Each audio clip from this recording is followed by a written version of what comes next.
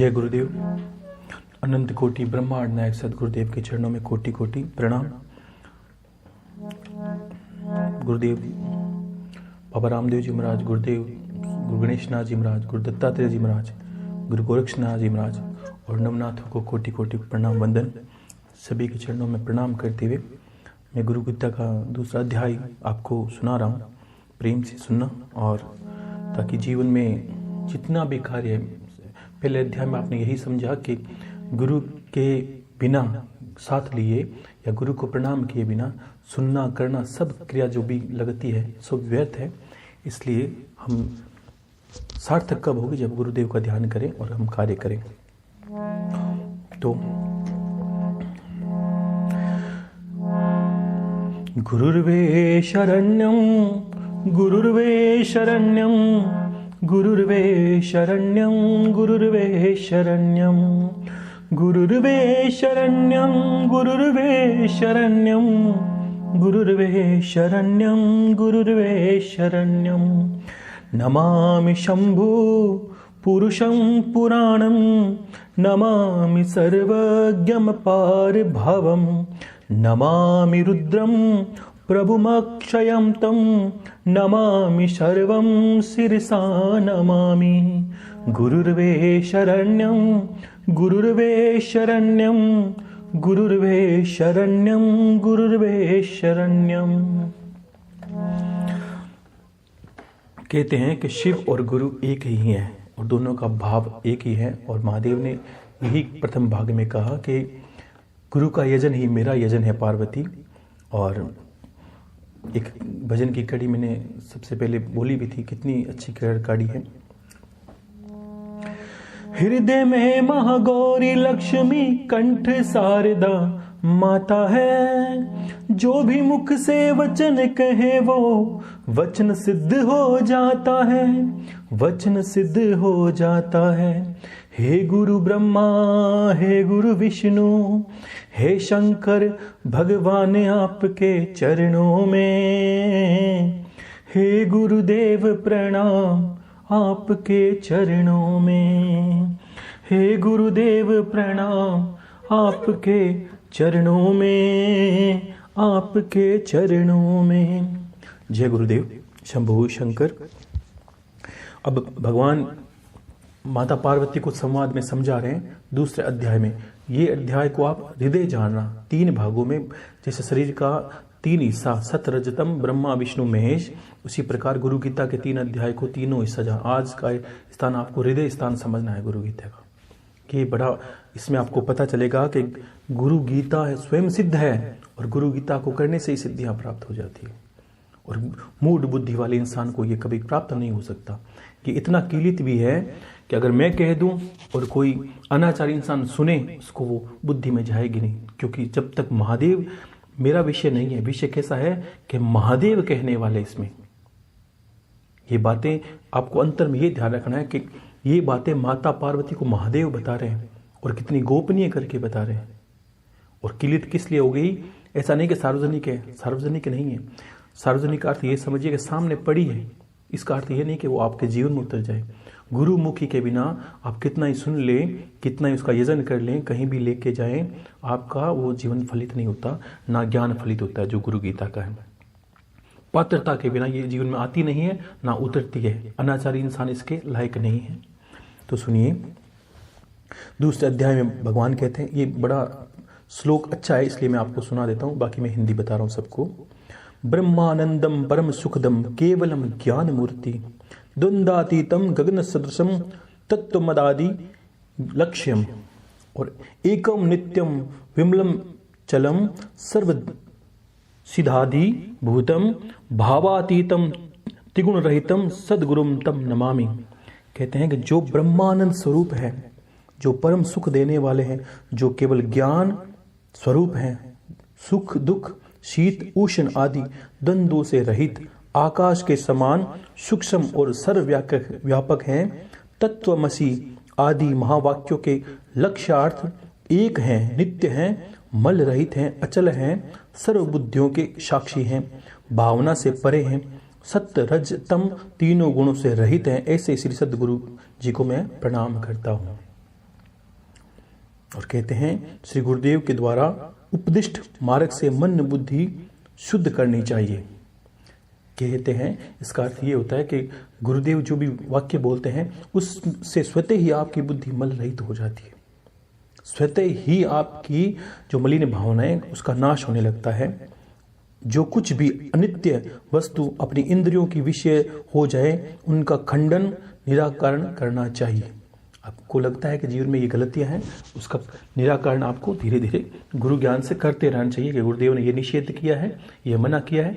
धीरे धीरे एक एक कहते हैं कि धीरे धीरे धीरे रे मना धीरे सब कुछ होय, माली सींचे 100 घड़ा ऋतु आया फल होय। कभी कभी कुछ माताओं बहनों के प्रश्न होते हैं गुरु भाइयों के कि गुरुदेव ये आदत है छूटती नहीं है, सुबह जल्दी उठने की आदत नहीं है। तो देखो मैंने इसलिए बोला था कि सुबह जल्दी उठ के श्रवण करेंगे अमृतवाणी, उसमें भी आपकी सिद्धियां होगी, स्वतः ही आपको ज्ञान का प्रकाश उजाला होगा। और नित्य आपका अभ्यास भी आप देख लेना, आप नहीं उठना लेकिन आपको लगेगा 4-5 बजे किसी ने आपको उठा के खड़ा कर दिया, ठीक है। और कहते हैं भगवान ज्यादा कहने से क्या लाभ है, श्री गुरुदेव की परम कृपा के बिना करोड़ों शास्त्रों में भी चित्त की विश्रांति दुर्लभ है। ये मैंने पहले ही कहा था कल भी कि महादेव कहते हैं कि कितने भी शास्त्र यजन कर लें, जब तक गुरु का ज्ञान मस्तिष्क में नहीं उतरता या गुरु तत्व नहीं उतरता, ना हम गुरु को धारण करते हैं, तब तक हमारे चित्त की शांति नहीं होती, यानी हमारा मन भटकना बंद नहीं होता। इसलिए हमारी बुद्धियां नाना प्रकार के शास्त्रों को ढूंढती है, नाना प्रकार के तंत्र मंत्र में उलझी रहती है, नाना प्रकार के संतों के चक्कर में फंसी रहती है। और हमें लगता है कि हम ये मृग तृष्णा की बातें खोजते रहते हैं कि हमारे लायक कौन है। और सत्य बताऊं तो मैंने बोला हमारे लायक कोई नहीं है, हम नालायक हैं तब तक, ये समझना चाहिए। और कहते हैं करुणा रूपी तलवार के प्रहार से शिष्य के 8 पाशों का 8 पास कौन से बताए हैं, संशय यानी हमारा जो संदेह है, और दया करना गुरुदेव बताता है, भय हमारे भय का निवारण करते हैं, संकोच और निद्रा ये दोनों का निवारण करते हैं, प्रतिष्ठा कुलाभिमान और संपत्ति इनको काट कर निर्मल आनंद देने वाले को सदगुरु कहते हैं। ऐसा सुनने पर भी जो मनुष्य गुरु निंदा करता है वह मनुष्य जब तक सूर्य चंद्र का अस्तित्व रहता है तब तक वह घोर नरक में पड़ा रहता है। यानी कितने पाप करे नहीं करे, खाली गुरु शब्द की निंदा करते ना हम।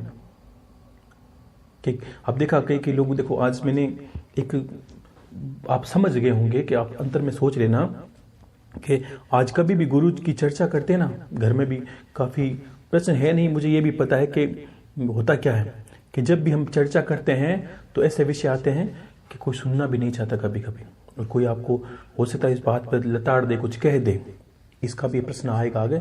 लेकिन क्यों कि वो घोर नरकगामी ऐसे ही पुरुष हैं, उनको ये ज्ञान समझ में आएगा नहीं।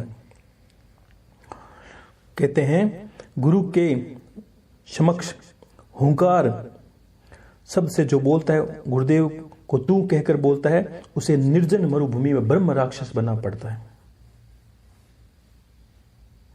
और कहते हैं हे देवी कल्प के अंत तक रहे जब तक गुरुदेव का स्मरण करते रहना चाहिए, और आत्मज्ञानी होने पर भी गुरु की शरण को नहीं छोड़ना चाहिए। देखो ये बड़ी बात इतनी, कहते हैं कि जब तक मान लीजिए कोई शिष्य ज्ञान को प्राप्त हो जाए, अगर मेरी मूड बुद्धि ऐसी हो कि मैं सोचूं कि हाँ अब आप लोग सुनते हैं, अब तो मेरे भी शिष्य हो गए या मुझे भी कुछ मानने लगे हैं, मैं गुरुदेव की शरण छोड़ूं, मैं तो खुद ही उनका अब मेरा नाम लीजिए आप, इसका अर्थ मैं भी घोर नरकगामी बनूंगा। आपको ऐसे मैंने एक विषय पहले बोला था, कभी कभी हम संतों को सुनते हैं और जो संत अपना प्रवचन बोल लेते वक्त अगर गुरु का चिंतन स्वतः नहीं करता या गुरुदेव को प्रणाम नहीं करता, इसका मतलब वो खुद ही घोर नरकगामी है। वो अपनी प्रतिष्ठा को दिखा रहा है, गुरु का उसके अंदर कोई समावेश नहीं है। इसीलिए संतों को परख भी सकते हैं हम उनकी वाणी से, प्रवचन से, कि अपने गुरु का नाम कितनी बार लेता है। हे देवी देह के कल्प के अंत तक रहे तब तक गुरुदेव का स्मरण करना चाहिए। कहते हैं कि मैंने बोला ना कि जब तक हमारे शरीर के अंदर प्राण रहे तब तक गुरु का चिंतन करते रहना। मात्र चिंतन से क्या होगा ये आपको महादेव आगे बताएंगे।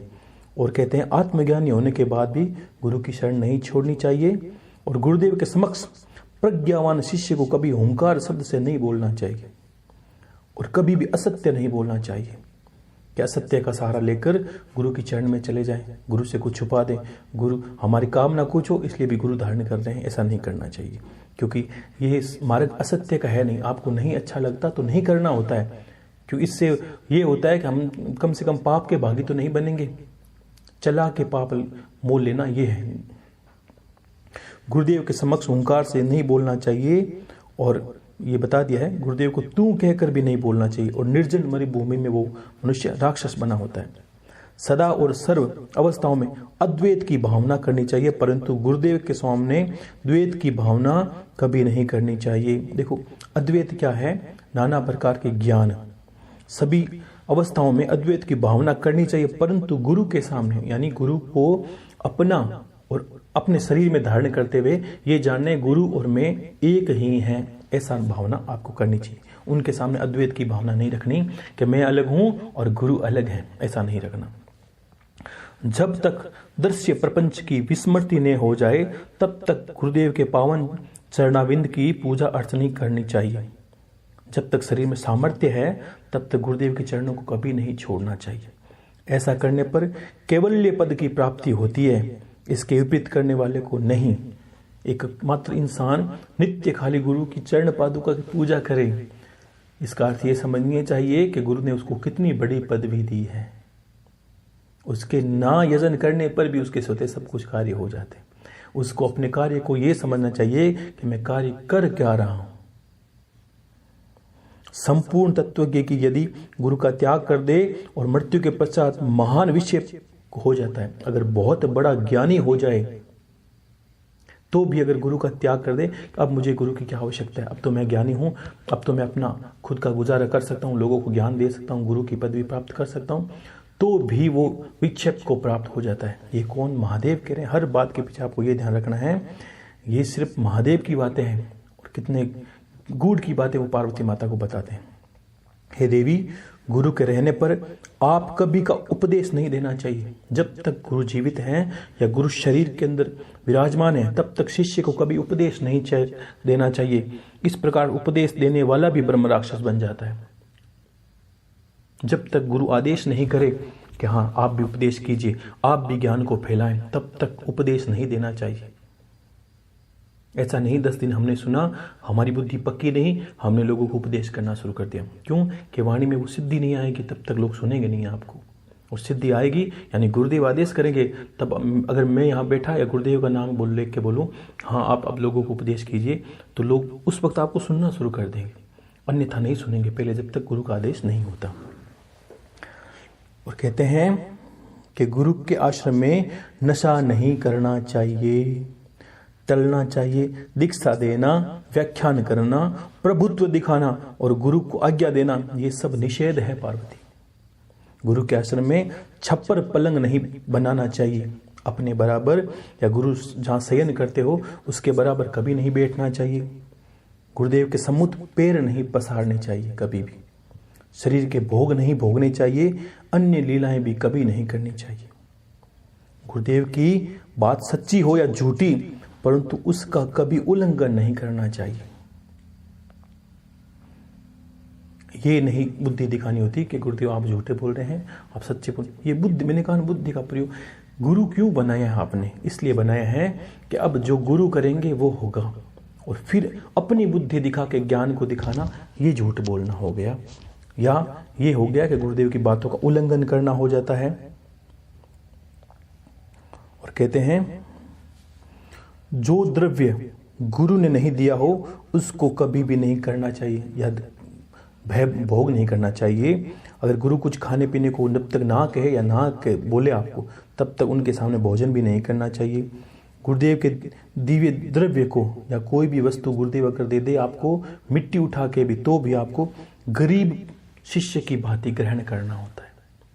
जैसे प्रसाद है वो आपको दिया हुआ, उससे प्राण भी प्राप्त हो सकते हैं। उस पे कहने का अर्थ है उससे मृत वस्तु भी, मृत जो पुरुष है वो भी जीवित हो उठता है अगर गुरु के दिए हुए प्रसाद को ग्रहण करता है। पादुका, आसन, बिस्तर आदि कुछ भी गुरुदेव के उपयोग में आने वाले सब वस्तुओं को नमस्कार करके उनको कभी पैर से नहीं छूना चाहिए। चलते हुए गुरुदेव के पीछे चलना चाहिए, उनकी परछाई को ना उल्लंघन करना नहीं चाहिए। गुरुदेव के समक्ष कीमती वेशभूषा कभी नहीं धारण करनी चाहिए, आभूषण आदि धारण कभी भी नहीं करने चाहिए गुरुदेव के सामने। गुरुदेव की निंदा करने वाले को यदि उसकी जीवा काटने में समर्थ नहीं हो आप, कहने का अर्थ है अगर आपने गुरु धारण किया है या आप किसी को मान लीजिए गुरु के बारे में बता रहे हैं और वो निंदा करे आपके गुरु की, तो अगर आप सामर्थ्यवान पुरुष हैं तो आप उसका जीवा काटना, इसका अर्थ ये है कि अभी ऐसा नहीं करना होता है आपको। लेकिन कहने का अर्थ ये समझिए, महादेव ने कितना बड़ा आदेश किया है कि गुरु की निंदा करे, उसके सामने या तो आपको बैठना नहीं है, अगर आप उसको हटा नहीं सकते तो आप उसके स्थान से चले जाइए। क्यों? कि गुरु की निंदा सुनने से भी आपको पाप लगता है। आपने मान लीजिए कभी गुरु की बखाना करोगे, अब शिष्य हैं तो आपने पिया है तो लोगों को भी कोशिश करोगे कि उनको भी गुरु मिले या उनको भी कोई गुरु जीवन में आए, ऐसी बखान करते हैं तो कभी कभी मूढ़ मनुष्य कुछ बोल देते हैं। कहने का अर्थ है वो गुरु तत्व की निंदा कर रहे हैं, इसलिए या तो आप वहां से चले जाइए या उसको वहां से भेज दीजिए। आपको वो चर्चा आगे नहीं बढ़ानी होती है। और कहते हैं, हे पार्वती, मुनियों और देवताओं से श्राप तथा काल आए हुए मृत्यु भय से भी शिष्य को गुरुदेव बचा लेते हैं। मतलब अगर किसी तरह कोई ऋषि आपको श्राप दे दे और कोई देवता आप पे कुपित हो जाए और आप गुरु की शरणागत है, तो कोई भी श्राप और कोई भी देवता आपका नाश नहीं कर सकता, क्योंकि आप गुरु को समर्पित हैं। गुरुदेव के श्री चरणों में सेवा करके महावाक्य के अर्थ को समझते हैं, वही सच्चे सन्यासी हैं, अन्यथा तो सारे वेशधारी पुरुष हैं। कहते हैं कि गुरुदेव के जो ज्ञान दिया उसको ज्ञान को जो जीवन में धारण करते हैं और उनके वाक्यों के अर्थ को समझते हैं, वही सच्चे सन्यासी हैं। चाहे आपके घर बैठे हो, आपके 10 बच्चे हैं, आप परिवार को पालते हो, उससे कोई फर्क नहीं पड़ता। और जो ये कार्य नहीं करता वो सिर्फ वेशधारी सन्यासी है। चाहे वो कितने भी बड़े पहन ले, उससे कोई फर्क नहीं पड़ता, कैसा ही रूप बना ले, उससे गुरु का ज्ञान का अर्थ नहीं है। कहते हैं गुरु वे हैं जो नित्य निर्गुण और निराकार परब्रह्म का बोध कराते हैं आपको। ऐसे जैसे एक दीपक दूसरे दीपक को जलाता है, वैसे शिष्य को ब्रह्म भाव को प्रगटाते हैं।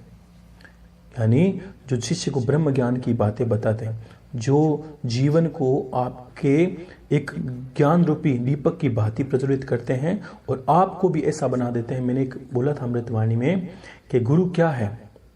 देवता अगर पूजा पाठ करते हैं, मान लीजिए कोई देवता आपको सिद्ध होता है, वो आपको क्या करेगा, लोहे, अब मैंने बोला ना कि आपको लोहे से स्वर्ण बना देगा। मान लीजिए आपको कोई धनी बना देगा, और गुरुदेव वो पारसमणि हैं जो आपको सोना नहीं बनाएंगे, लेकिन आपको पारसमणि जरूर बना देंगे। जिसको भी आप छुएंगे वो भी सोना बन जाएगा। जैसे स्फटिक मणि दर्पण में दर्पण दिखता है, उसी प्रकार आत्मा में जो चित्त और आनंद दिखाई देता है वह मैं हूं। ये वापस सुनिए आप। कहते हैं जैसे स्फटिक मणि दर्पण में दर्पण और आत्मा में चित्त और आनंद दिखाई देता है, वह मैं हूं। मैं अर्थात शिव हूं। यानी जो आत्मा में स्थिर ज्ञान है या जो आत्मरूपी तत्व है वो पार्वती मैं ही हूं, और गुरु ज्ञान के बिना इसको देखा नहीं जा सकता। अब इस बात को और गहरा समझिए।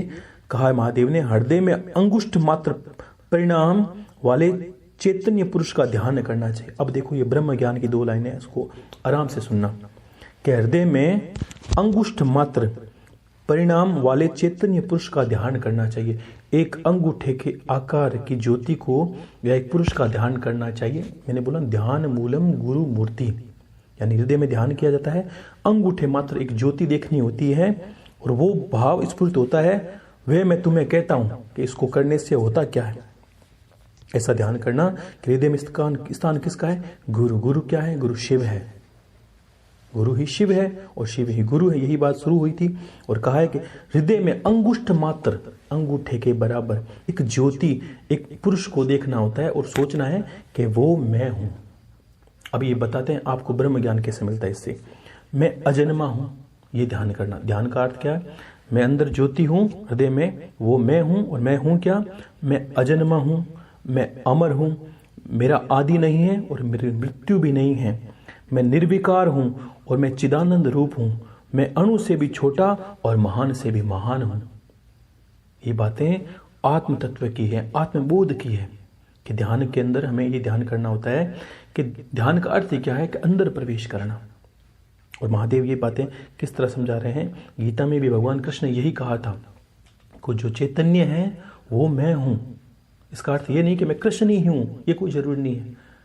गुरुदेव चैतन्य यानी गुरुदेव भी कृष्ण है, गुरुदेव भी ब्रह्मा है, चैतन्य है वो मैं हूँ। यानी अगर अंगुष्ठे मात्र में ज्योति का दर्शन करते हैं, अंदर भाव करते हैं, ध्यान के अंदर हृदय में देखना होता है कि अंगुष्ठे के आकार की ज्योति जल रही है, और वो ज्योति के देखते अंदर में भाव क्या करना कि मैं आत्मा रूपी हूँ, मैं अजन्मा हूँ, मैं निर्विकार हूँ, मेरा आदि नहीं है, मेरा अंत नहीं है, मैं कभी मरा नहीं हूँ, ना मैं जन्म लेता हूँ, मैं तो बस एक जीवन की यात्रा में चल रहा हूँ। ये नित्य भाव रखने वाले को ब्रह्म ज्ञान प्राप्त हो जाता है। कितना सहज सुलभ महादेव ने कह दिया और कहा, हे पार्वती, ब्रह्म स्वरूप स्वभाव से ही अपूर्व है। ब्रह्मा को स्वभाव से ही अपूर्व, जिसका कोई पूर्व नहीं है, जिसका पूर्व यानी जिसका कोई पहले शुरुआत नहीं है, आदित्य नित्य और ज्योति स्वरूप, निरोग निर्मल परम आकाश स्वरूप, अचल और आनंद स्वरूप, अविनाशी, अगम्य अगोचर, नाम रूप से रहित, निशब्द जानना चाहिए। पहले बताया कि ब्रह्म ज्ञान क्या है, यानी आत्मा के दिग्दर्शन या आत्मा को निराकार समझना, जिसका कोई आकार नहीं, जिसने जन्म नहीं लिया, मरता नहीं है, उसको पहले जानना। और फिर पार्वती माता को क्या कहा है कि पार्वती इतने गुण, आदित्य मानना, ज्योति स्वरूप मानना, निर्मल आकाश स्वरूप, आनंद स्वरूप, अविनाशी यानी जिसका कभी नाश नहीं हो, अगम्य अगोचर, नाम रूप से रहित, नाम से भी नहीं जानना, और निशब्द होकर इसका कोई शब्द भी नहीं है, ऐसे जानना चाहिए। किसको जानना है? ब्रह्म स्वरूप को जानना चाहिए। जिस प्रकार कपूर फूल इत्यादि में गंधत्व, अग्नि में उष्णता और जल में शीतलता स्वभाव से ही होते हैं, उसी प्रकार ब्रह्मा में शाश्वतता स्वभाव सिद्ध है। यानी जो ब्रह्म तत्व है वो स्वयं शाश्वत है। शाश्वत का मतलब जो सदा सत्य है, जो पहले था और हमारे बाद भी रहेगा, उसी को आत्मस्वरूप जानना चाहिए। और वो है क्या? गुरु के द्वारा हम हृदय चक्र में अंदर धारण करते हैं एक ज्योति स्वरूप का, और धारण करते हैं कि वही गुरुदेव हैं, अनंत हैं, असीम हैं। और हमारी ध्यान धीरे धीरे ये लगाना होता है कि हमें शरीर नहीं हूँ। एक मैंने बात बोली थी, बात जो अमृतवाणिया में, कि आपको नित्य ब्रह्म ज्ञान वाले जो पुरुष हैं या योग करते हैं या ध्यान करते हैं, उनको ये ध्यान रखना 24 घंटे आपके चित्त में ये बात होनी चाहिए कि मैं शरीर नहीं, मैं आत्मा हूँ, मैं तो बस इसके अंदर निवास करता हूँ। और कहते हैं जिस प्रकार कटक, कुंडल आदि आभूषण स्वभाव से ही स्वर्ण है, उसी प्रकार स्वभाव से ही मैं शाश्वत ब्रह्मा हूं। ऐसा भाव रखना है आपको, ऐसा भाव रखना है। स्वयं वैसा होकर किसी न किसी स्थान में रहना, जैसे कीड़ा भ्रमर का चिंतन करते करते भ्रमर ही हो जाता है। यानी आप नित्य ब्रह्म का ध्यान करते, यानी ज्योति स्वरूप का ध्यान करते हुए आत्म तत्व का ध्यान करते करते धार्ये इति धारणा, आपने ये धारण कर लिया कि मैं अंतर में ऐसा नहीं करना कल से निकल जाए मैं तो ब्रह्मा हूं, मैं तो कभी मरता नहीं हूं, मैं जन्म, ऐसा मूर्खता नहीं करनी। ठीक है, समझना बातों गहराई को, इसलिए मैंने थोड़ा विस्तार में कहने की कोशिश की है। सदा गुरुदेव का ध्यान करने से जीव ब्रह्म में स्वतः ही हो जाता है। और मैंने अमृतवाणी उससे पहले सत्संग में कहा था, सतगुरु मारा भ्रमर स्वरूपी और कीट पकड़ घर लावे, दे गुंजारी शब्द सुनावे और वो होए भंवर उड़ जावे। गुरुदेव का ध्यान करने से इंसान गुरु तत्व में चला जाता है, खुद ही वैसा ही बन जाता है। वह किसी स्थान में रहता है फिर भी मुक्त है। अगर उसको ये नहीं कि उसको संन्यास लेने के लिए जंगल जाना पड़े, वो परिवार में बच्चों के बीच, अपने परिवार सब कुचम कबीले के बीच में रहते हुए भी राजा जनक की भांति विदुर रहता है और परम सन्यासी रहता है, इसमें कोई संशय नहीं है। हे प्रिय, भगवत स्वरूप श्री गुरुदेव ज्ञान, वैराग्य, ऐश्वर्य, यश, लक्ष्मी, मधुरवाणी, ये 6 गुण रूप ऐश्वर्य से संपन्न होते हैं। मनुष्य के लिए गुरु ही शिव हैं और गुरु ही देव हैं, गुरु ही बांधव, गुरु ही आत्मा और गुरु ही जीव हैं। सचमुच गुरु के सिवा अन्य कुछ है ही नहीं, ऐसा संसार में जानना चाहिए। अकेला, कामना रहित, शांत, चिंता रहित, ईर्ष्या रहित बालक की तरह जो शोभता है वही ब्रह्मज्ञानी कहलाता है। एक अमृतवाणी सुनोगे आप, उसमें भी हमने अलग तरीके से बोला है कि धर्म का स्वरूप कैसा होता है, ब्रह्म का स्वरूप कैसा, भोला भाला जिसको कोई भी ठग ले, आपको वैसा रहना है। कैसे करते, अकेला। अकेला ये नहीं है कल को आप घर से बिस्तर लेकर निकल जाए, मैं तो बस अब गुरुदेव का शिष्य हो गया, मैं तो अकेला रहूंगा, ये अकेला नहीं। अंतर में अकेला, आत्मा सदा अकेली होती है। और कामना रहित, कामना रहित का अर्थ ये भी समझ लीजिए, भोजन प्रिय है कि हाँ गुरुदेव प्रिय है, कि गुरुदेव मुझे तो भोजन की कामना है, तो मुझे तो खुद को मीठा बहुत पसंद है। इसका मतलब ये नहीं कि मुझे मीठे की कामना है। कामनाएं अर्थ क्या होती है, जो आपको जकड़ ले, आपको जकड़ना नहीं है, प्रेम करना है, प्रेम में बंधना नहीं है। भूख के वक्त भोजन करना है, लेकिन भोज ऐसा भी नहीं कि जो पसंद से नहीं खाया उसके बिना मृत्यु आपको निश्चित है। जिद नहीं करना किसी कार्य के लिए, उसको बोलता है कामना रहित। शांत, सदा शांति बरतनी चाहिए, कभी उग्रता जीवन में नहीं करने की कोशिश करे। चिंता रहित, चिंता रहित क्या बोला है कि चिंता दीन दयाल कोर, मोह मन सदा आनंद। क्यों, ये विचार करना है, हे गुरुदेव चिंता मैंने आपको और महादेव को सौंप दी है, मैं तो बस आपके निमित्त जिया जा रहा हूं, इतना ध्यान करना है। ईर्ष्या रहित, ईर्ष्या रहित का अर्थ क्या हो गया कि कहीं जलन नहीं करनी। ऐसा नहीं गुरुदेव पड़ोसी ने 2 मकान खड़े कर लिए, मेरा तो एक ही नहीं है, पड़ोसी के 4 कमा रहे हैं, मैं तो यहीं बैठा हूं। आपको ईर्ष्या नहीं करनी, कि वो तो सांसारिक मनुष्य है, जो उलझे हुए मनुष्य है वो का काम है, जिनके गुरु नहीं है, जो मूर्खता में जीवन जी रहे हैं उनका कार्य है। अब आप और उनमें फर्क है, ये फर्क भी आपको जीवन में उतारना है कि क्या फर्क है। बालक की तरह शोभता है, क्या कि बालक को क्या होता है, कभी देखा 2 छोटे बालक लड़ते हैं, कुछ ही देर में उनमें सामंजस्य हो जाता है और फिर खेलते हैं, यानी अंतर में कोई वेर भाव उनके अंदर नहीं है। ऐसा रहना है। ब्रह्म और शास्त्रों में सुख नहीं है, क्या लिखा है, वेदों और शास्त्रों में सुख नहीं है, मंत्र और यंत्र में भी सुख नहीं है। इस पृथ्वी पे गुरुदेव के कृपा प्रसाद के सिवा अन्यत्र कहीं सुख है ही नहीं, ये जानना चाहिए। गुरुदेव के चरणों में वेदांत निर्मित सुख है, और सुख ने चार्वक मत ने, वैष्णव मत में और ने प्रभाकर यानी सांख्य मत में एकांतवासी वीतरागी को जो सुख मिलता है वह सुख इंद्र और ने चक्रवर्ती राजाओं को भी मिलता है। यानी इतने वीतरागी और गुरुदेव की जो भजन कीर्तन करते हैं, यानी ऐसा मनुष्य बनने पर जो सुख मिलता है वो बड़े बड़े राजाओं को, इंद्र देवता को भी नहीं मिलता। क्यों कि उनको भी संशय है, चिंता है, भय है, और आपको तो कोई भय ही नहीं है, कोई चिंता नहीं है, कुछ पाने की ललक नहीं है, कुछ खोने का डर नहीं है।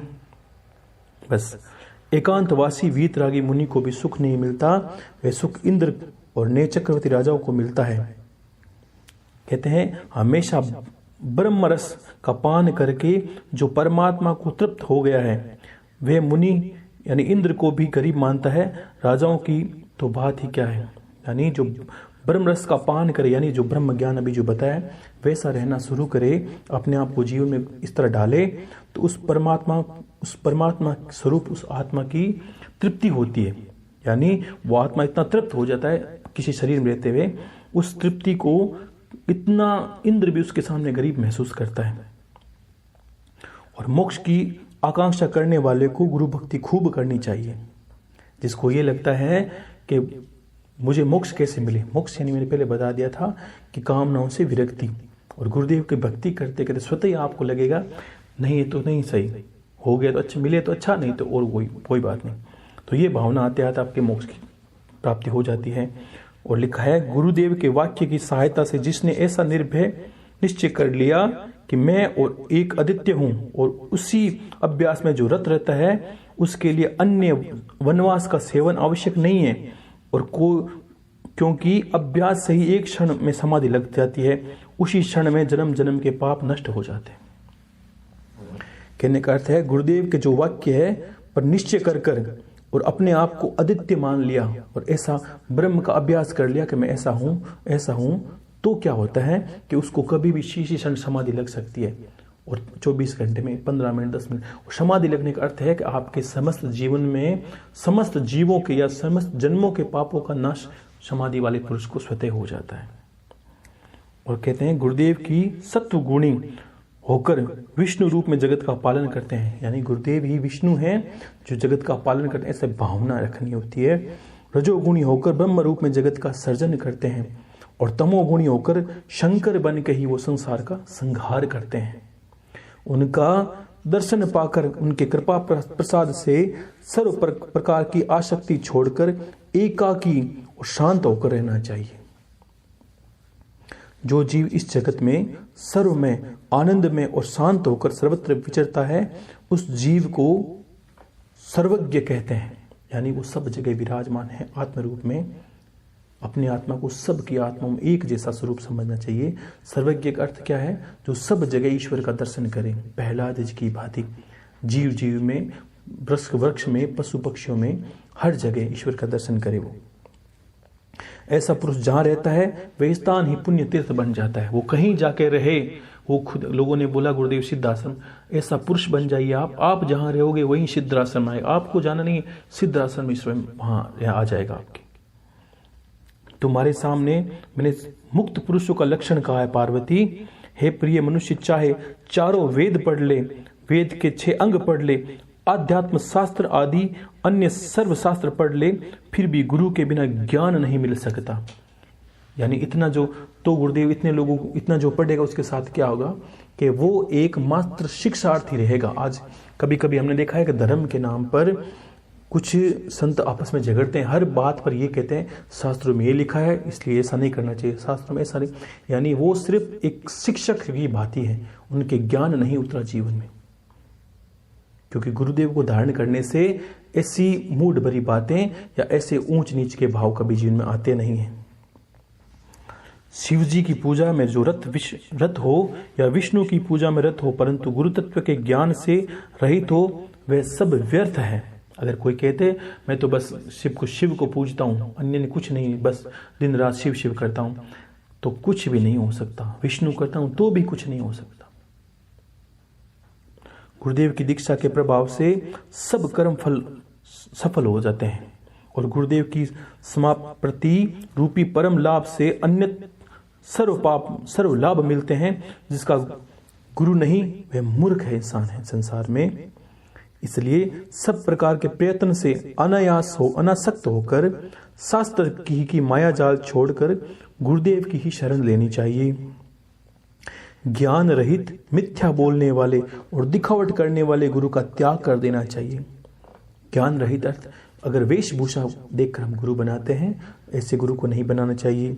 मिथ्या बोलने वाले यानी दिखावा करने वाले को गुरु नहीं बनाना चाहिए और अपने रूप का बखान करने वाले को कभी गुरु धारण नहीं करना चाहिए। क्योंकि जो अपनी ही शांति पाना नहीं जानता वे दूसरों की शांति कैसे बना सकता है पार्वती। पत्थरों के समूह को तैराने का ज्ञान पत्थर से में कहां से हो सकता है? कहने का अर्थ है पत्थरों के समूह यानी संसार गुरु के बिना पत्थर जैसा है, मूड। और अगर खुद ही पत्थर जैसा गुरु मिल गया तो खुद पत्थर, मैंने बोला था कि लोभी गुरु लालची चेला दोनों खेले दाव और भव सागर में डूब पड़े चढ़ पत्थर की नाव। यानी जो खुद ही पत्थर स्वरूप है, ज्ञान के अर्थ को नहीं समझता और वो पत्थरों के समूह, यानी जब तक शिष्य ज्ञान नहीं लेते तब तक पत्थर के समूह, और पत्थरों के समूह को कभी तैरा नहीं सकता। जो खुद तैरना नहीं जानता वे दूसरों को क्या तैराएगा। जो गुरुदेव दर्शन से ऐसे गुरु को प्रणाम कहते हैं कि जो गुरुदेव दर्शन में शिष्य को भ्रांति में डालते हैं, ऐसे गुरु को प्रणाम नहीं करना चाहिए। यानी जो गुरु दिखावे करते हैं संसार में बहुत ज्यादा, उनको कभी गुरु को प्रणाम नहीं करना चाहिए। इतना ही नहीं, दूर से भी उनका त्याग करना चाहिए, क्योंकि उनकी शरण में जाने से भी हमें पाप की प्राप्त होती है। ऐसी स्थिति में धैर्यवान गुरु का ही आश्रय लेना चाहिए। भेद बुद्धि उत्पन्न करने वाले, स्त्री लंपट, दुराचारी, नरकगामी, नमक हराम, बगुले की भांति ठगने वाले, क्षमा रहित, निंदनीय और तर्कों में वितंडवाद करने वाली। देखो मैंने अभी बोला था कि जो शास्त्रों के नाम पे तर्क वितर्क करते हैं उनको भी महादेव ने किस तरह लताड़ा है कि वितंडवादी करने वाले, कामी, क्रोधी, हिंसक, उग्र और शठ और अज्ञानी और महापापी पुरुष को कभी गुरु नहीं करना चाहिए। ऐसा विचार करके ऊपर दिए लक्षणों में भिन्न लक्षणों वाले गुरु को एक निष्ठ भक्ति से सेवा करनी चाहिए। यानी जो संसार के कल्याण की बात ना करे, संसार के मनुष्य कल्याण की अग्रसर ना करवाए, तो ऐसा नहीं करना चाहिए। गुरु गीता के सम्मान कोई अन्य कोई स्तोत्र नहीं है। अब देखिए कितनी बड़ी बात है। महादेव कहते हैं कि पार्वती, गुरु गीता के समान अन्य कोई स्तोत्र नहीं है, गुरु के समान अन्य कोई तत्व नहीं है, और समग्र धर्म का मैंने ये सार मैंने कहा है, ये सत्य है, बार बार कहता हूं, यही सत्य है। हे प्रिय, गुरु गीता का पाठ करने से जो कार्य सिद्ध होता है, अब वह कहता हूं। कहते हैं कि गुरु गीता सुनने से और पाठ करने से सिद्ध क्या होता है। मैंने पहले ही कहा था एक प्रसंग में कि गुरु गीता को नित्य अगर अपसिराने लेकर हम लोग सोते हैं, उसमें भी हमें कई लोगों के दर्शन, देवताओं के दर्शन होने लगते हैं। अब कहते हैं जो कोई, लिखते हैं, हे प्रिय, गुरु गीता का पाठ करने से जो कार्य सिद्ध होता है, अब मैं वह कहता हूं, लोगों के लिए ये उपकारक है, मात्र लौकिक का त्याग करना चाहिए। यानी गुरु गीता को जो पाठ करे उसको ज्यादा लौकिक कामनाएं नहीं, कल्याण की कामना करनी चाहिए। ऐसा नहीं कि अपने स्वार्थ के बस हो सके, ये तो स्वतः ही सिद्ध हो। मैंने क्या कहा था, गुरु भक्ति से स्वतः ही सारे कार्य आसान हो जाते हैं। ऐसा नहीं कि आप भूखे मरने लगते हो, सिर्फ कल्याण का मार्ग ये नहीं कि आप सब कार्य होंगे आपको, लेकिन मांगने के तरीके अलग अलग होते हैं। ये महादेव किस तरह बताएंगे आपको। कहते हैं जो कोई इसका उपयोग लौकिक कार्य के लिए करेगा, वह ज्ञानहीन होकर संसार रूपी सागर में ही गिरेगा। अब इस बात को थोड़ा घुमा दीजिए। कहते हैं जो लौकिक कार्य करेगा, यानी कामनाएं करेगा, और जो संसार रूपी सागर में गिरेगा। और मैंने कहा था, कामनाएं हमारे जन्मों की द्योतक है, वही हमें जन्म बार बार दिलवाती है। ज्ञान भाव से जिस कर्म में इसका उपयोग किया जाएगा, वह निष्कर्म होकर परिणत होकर शांत हो जाएगा। अगर ज्ञान भाव से करेंगे, उसमें शांति मिलतेगी और वो काम भी हमें सिद्ध हो जाएगा। भक्ति भाव से इस गुरु गीता का पाठ करने से, सुनने से और लिखने से वे भक्त सभी फल भोगता है। मांगने की दो कला है। हे भगवान, हमें कुछ दे दे खाने के लिए, ये मांगना है।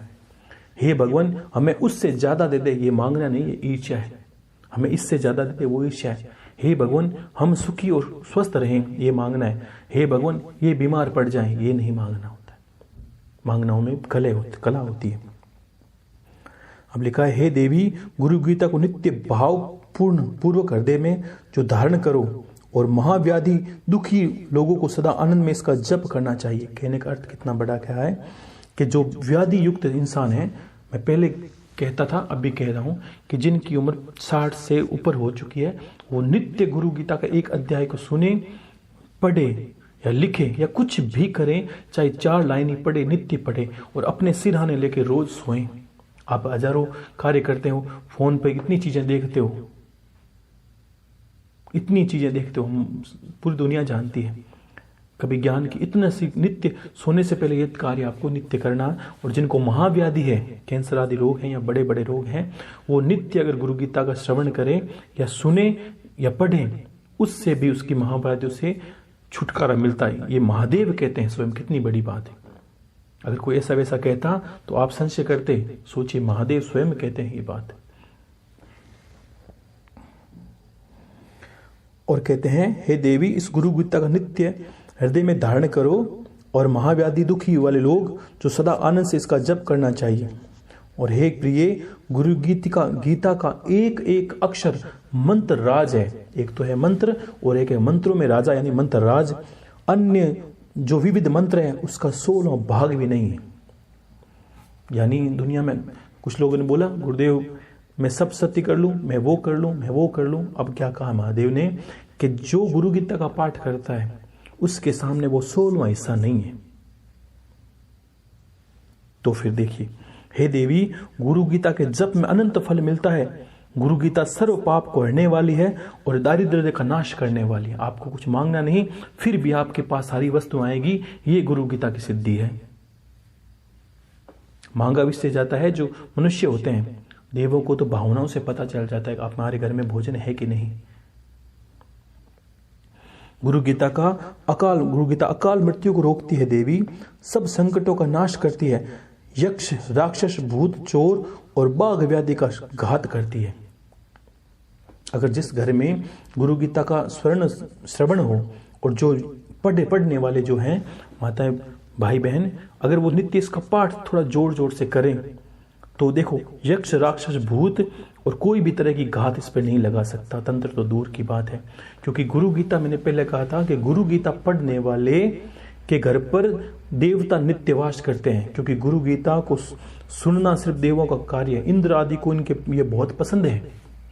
जहां गुरु गीता होती है वहां देवता सब श्रवण करते हैं, और जहां देवता आते हैं वहां भूतों का कार्य है नहीं। गुरु गीता सब प्रकार के उपद्रवों को, कुष्ठ रोग और दुष्ट रोगों को और दोषों का निवारण करने वाली है। गुरुदेव के सानिध्य में जो फल मिलता है वह गुरु गीता का पाठ करने से भी मिल जाता है। आपने बोला कि गुरुदेव मुझे दर्शन करने मिलने, देखिए आप सोचिए, कहा है महादेव ने कि गुरुदेव के पास में रहने से जितना फल मिलता है पार्वती, उतना गुरु गीता करने से भी फल मिल जाता है। क्यों? क्योंकि गुरु गीता में क्या लिखा है? भावनाओं से सदा आपको गुरु को एक रहना है। इसलिए उतना ही पुण्य आपको घर पे बैठे मिल जाता है जैसे गुरु के पास बैठे हैं। गुरु गीता का पाठ करने से महाव्याधि दूर होती है, सर्व ऐश्वर्य और सिद्धियों की प्राप्ति होती है।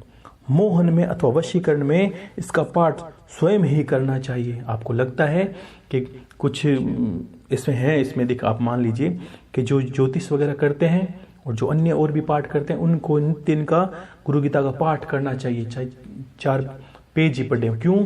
इसके पाठ करने से आप में मोहन और वशीकरण की विसिद्धि आती है, यानी आपका जो कार्य है उससे आप लोग आकर्षित होते हैं, प्रसन्न होते हैं। आपके कार्य को देखकर आपकी तरफ लोग आकर्षित होते हैं। ये गुरु गीता की विशेषता है।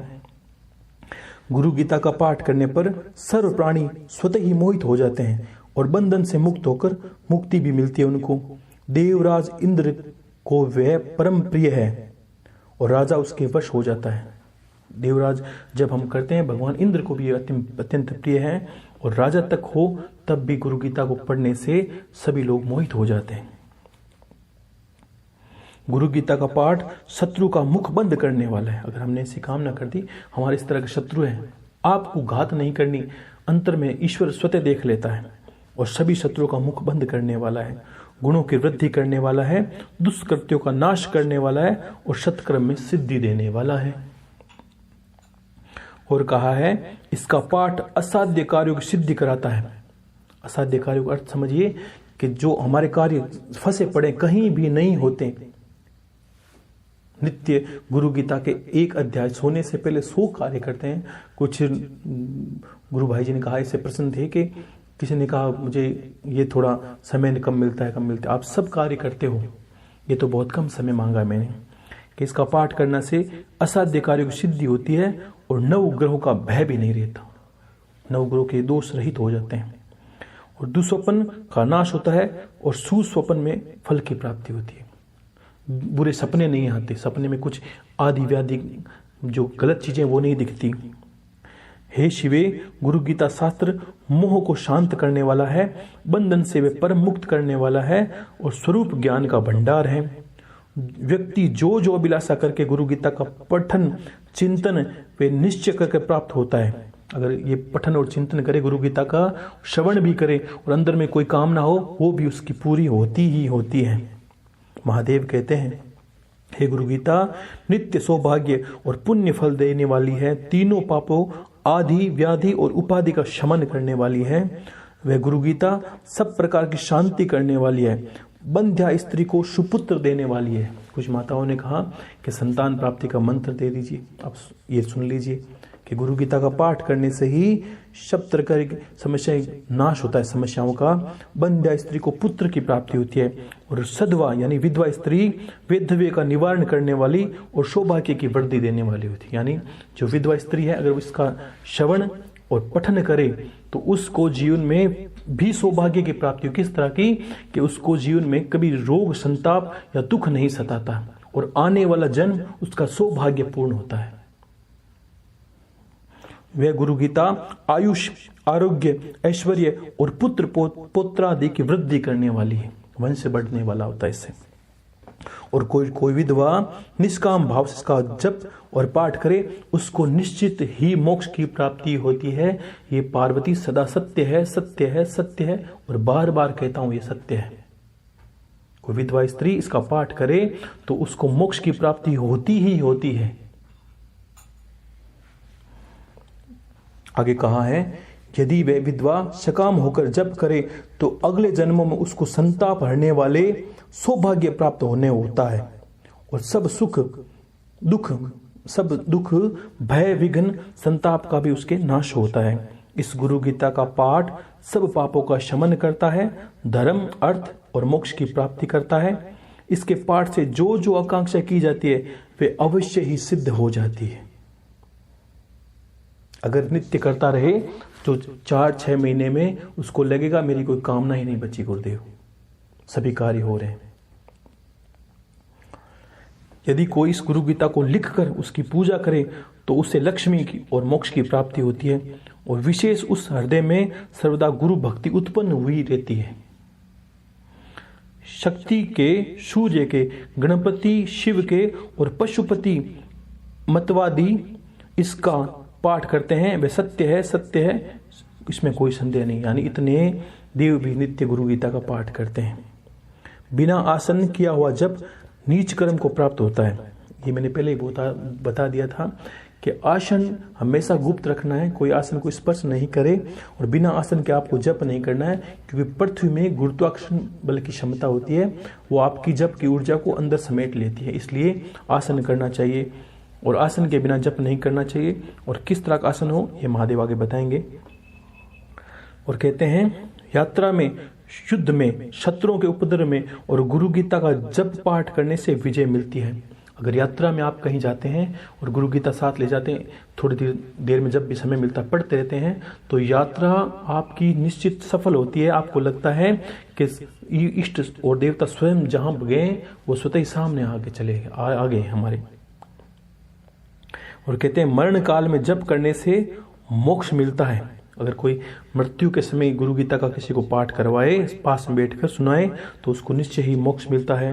गुरुपुत्र, देखो गुरुपुत्र का अर्थ है शिष्य के रूप में सर्व कार्य सिद्ध होते हैं। यानी गुरुपुत्र के, यानी जो शिष्य गुरु के हैं स्वतः ही अंतर में, जिन्हें गुरु ने गुरु को हृदय में धारण किया है, उसके सभी कार्य स्वतः ही सिद्ध हो जाते हैं, क्योंकि उसके मस्तिष्क में तो वो गुरु हैं।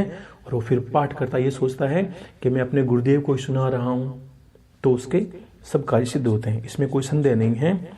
जिसके मुख में गुरु मंत्र है उसके सब कार्य पाठ स्वतः ही सिद्ध हो जाते हैं, दूसरे के नहीं होते। दीक्षा के कारण शिष्य के सर्व कार्य सिद्ध हो जाते हैं। अब दीक्षा में कुछ लोगों ने कहा, गुरुदेव हमें दीक्षा लेने के लिए मिलना ऐसा। देखो, गुरु मंत्र गुरु का एकाधिकार है। मेरा मंत्र मैंने गुरुदेव से लिया, उस पर मेरा अधिकार है। जब मैं बोलूं कि आपको ये करना है, आपको सिद्ध होगा, तो उस वक्त इसका ताला खुल जाता है। चाहे मैं कान में कहूं, चाहे फोन पर कहूं, और मैं बोलूंगा किसको फलित होगा नहीं होगा ये मैं बता दी कि ऐसे ऐसे लक्षण करने वालों को ये फलित नहीं होगा। चापलूस हैं, कुटिल हैं, ऐसे लोगों को फलित नहीं होगा। जो गुरु में श्रद्धा रखने वाले, और मेरी गुरु दीक्षा ये होती है कि जब गुरु आपको कुछ वचनों में बांधे और उस वचनों का आप पालन करें। मेरा वचन पहला था कि जो भी गुरु मंत्र का जप करे उसको मेरे गुरुदेव की तस्वीर रखनी है, यानी आपके दादा गुरु की तस्वीर वहां रखनी है, उनका भजन करना है, उनको प्रणाम करना है, उनका पूजन करना है, पादुका को समझकर नित्य उनका पूजन पाठ करना है। ये मेरी शर्त थी।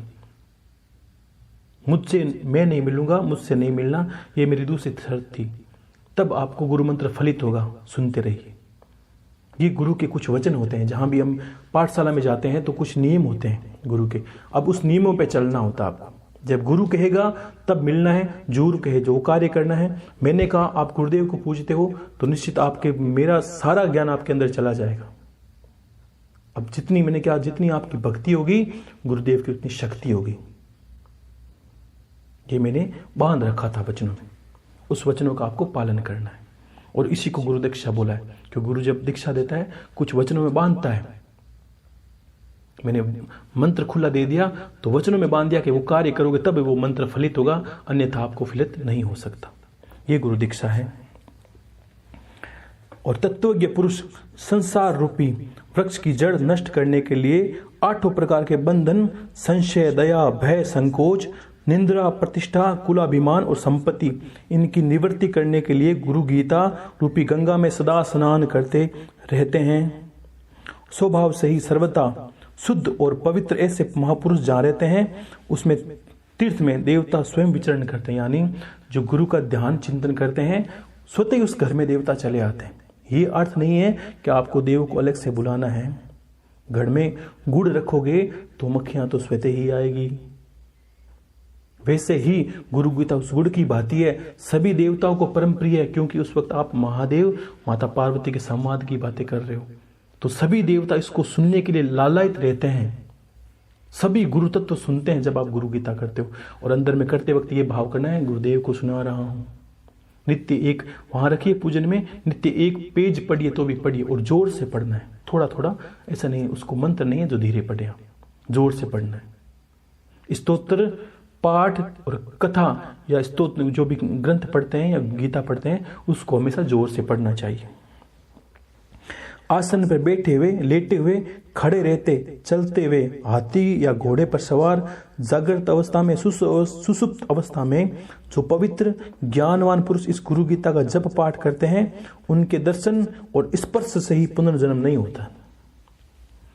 जो नित्य कहीं जाते होते हुए गुरु का ध्यान करते हैं उनको कोई पास में से निकल जाए उसको भी पुनर्जन्म नहीं सताता।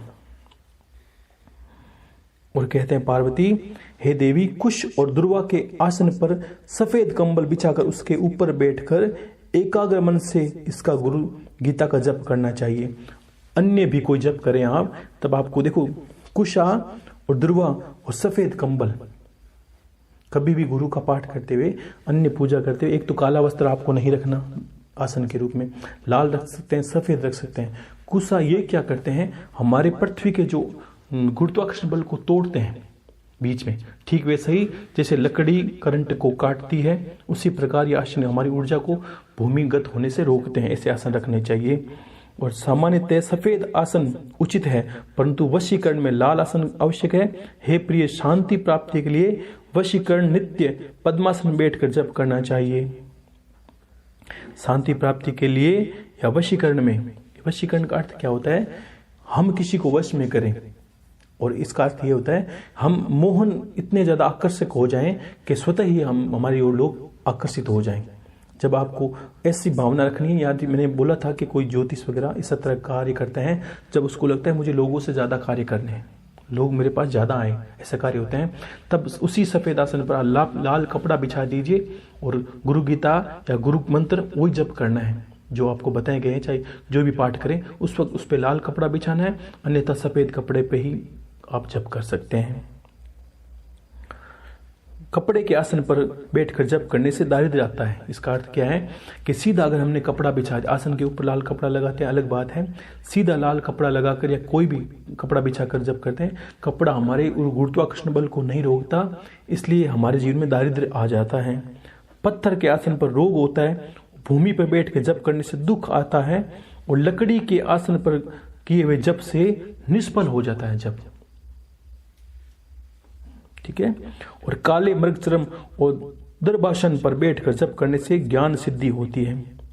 अब काले मृगचर्म क्या, जो सन्यासी है वह वगैरह तो आपको नहीं करना। व्याघ्रचर्म पर जप करने से मुक्ति प्राप्त होती है। ऐसा नहीं कि ये तो लिखा है, लेकिन आपको ऐसा नहीं कि व्याघ्रचर्म लेके आए, ऐसा कुछ नहीं करना। आपको सफेद ऊनी कंबल पर ही जप करना है। और आपको लगे मुझे आकर्षक कार्य है मेरे, इस तरह ज्योतिष वगैरह और कोई भी कार्य है, तो आपको लाल कपड़ा उस आसन पर ही बिछाना है, यानी उस कंबल पर ही बिछाना है। परंतु कंबल के आसन पर सर्व सिद्धि प्राप्त होती है, किसी तरह की आवश्यकता नहीं पड़ेगी। अग्निकोण की तरफ मुख करके जप पाठ करने से आकर्षण क्षमता आती है। अग्निकोण कौन सा होया, जो दक्षिण और सूर्य पूर्व दिशा के बीच में आग्नेय कोण बोलते हैं इसको, जहां सूर्य उदय होता है और दक्षिण दिशा के बीच का जो कोण है आग्नेय कोण, उसकी तरफ मुख करने से हमें जब पाठ करने से आकर्षण क्षमता बढ़ती है। वायव्य कोण की तरफ शत्रुओं का नाश होता है, और नैऋत्य कोण की तरफ दर्शन करने और ईशान कोण की तरफ मुख करके जप करने से ज्ञान की प्राप्ति होती है। उत्तर दिशा की ओर मुख करके पाठ करने से शांति, पूर्व दिशा की ओर मुख करने से वशीकरण, और दक्षिण दिशा की ओर दिशा करने से दक्षिण की तरफ हम इसलिए खाली दिशा मानते हैं, क्योंकि दक्षिण दिशा की तरफ जप करने से मारण सिद्धियां वगैरह या गलत कार्य किए जाते हैं, इस तरह के कार्य होते हैं। पश्चिम दिशा की ओर मुख करके जप करने से धन की प्राप्ति होती है।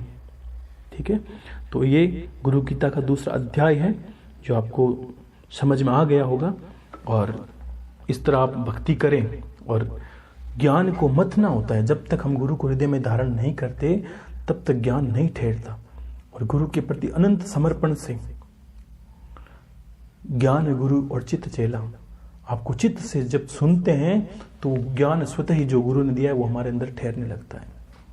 और सभी को कोटि कोटि धन्यवाद देता हूँ कि आपको गुरु गीता सुनने को मिली। और इसका तीसरा अध्याय वो मैं कल कहूँगा, उसको आपको श्रवण करना है। और आशीर्वाद है सबको ज्ञान फलित हो और गुरुदेव की कृपा सब पर बनी रहे, और ऐसे ही महादेव सब पर दया करें, करुणा करें। आशीर्वाद है, खुश रहिए। हर हर महादेव। शंभो शंकर, शंभो शंकर। गुरुर्वे शरण्यम, गुरुर्वे शरण्यम, गुरुर्वे शरण्यम, गुरुर्वे शरण्यम, गुरुर्वे शरण्यम, गुरुर्वे शरण्यम, गुरुर्वे शरण्यम, गुरुर्वे शरण्यम। शंभो शंकर, शंभो शंकर।